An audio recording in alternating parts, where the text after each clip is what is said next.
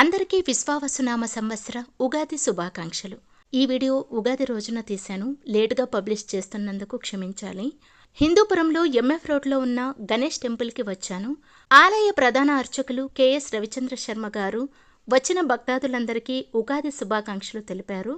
అలాగే ఈ సంవత్సరం అంతా ఏ రాశులకి ఏ విధంగా ఉండబోతుందో అందరికీ వివరించారు. అలాగే అందరినీ కూడా ఆశీర్వదించారు.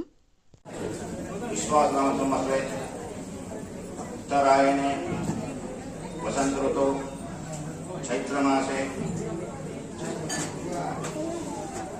शुक्लपक्षे प्रतिपद्धायां